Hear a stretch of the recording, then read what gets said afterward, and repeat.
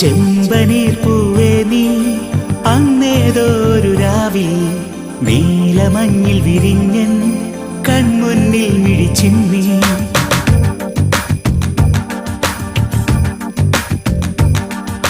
ചെമ്പനീർ പൂവേ നീ അന്നേതൊരു രാവിൽ നീലമഞ്ഞിൽ വിരിഞ്ഞൻ കൺമുന്നിൽ മിഴിച്ചിമ്മി. അത്ഭുതം അടങ്ങാതന്നു ഞാൻ അങ്ങനെ നിശബ്ദം നിൽക്കവേ, എങ്ങു പോയി പ്രകാശം നൽകി നീ.